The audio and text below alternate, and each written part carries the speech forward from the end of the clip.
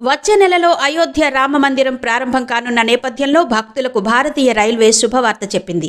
అయోధ్యను దర్శించుకునేందుకు వెళ్లే భక్తుల సౌకర్యార్థం తొలి 100 రోజులు ఏకంగా 1000కి పైగా ప్రత్యేక రైళ్లను ప్రకటించింది.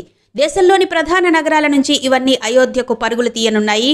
జనవరి 22న అయోధ్య రామ మందిరం ప్రారంభం కానుండగా 23న శ్రీరాముడి విగ్రహ ప్రతిష్టాపన ఉంటుంది. అదే రోజు నుంచి భక్తులకు ఆలయ దర్శనం అందుబాటులోకి వస్తుంది. అదే నెల 19 నుంచి రైళ్లు అందుబాటులోకి వస్తాయి. ఈ ప్రత్యేక రైళ్లన్నీ కూడా ఢిల్లీ, ముంబై, పుణే, కోల్కతా, నాగ్పూర్, లక్నో, జమ్మూ సహా వివిధ ప్రాంతాల నగరాల నుంచి, ప్రధాన నగరాల నుంచి నడుస్తాయి. డిమాండ్ను బట్టి రైళ్ల సంఖ్యను మరింత పెంచుతామని రైల్వే శాఖ ప్రకటించింది. మరోవైపు భక్తుల తాకిడిని తట్టుకునేలా అయోధ్య రైల్వే స్టేషన్ను కూడా పునరుద్ధరించారు.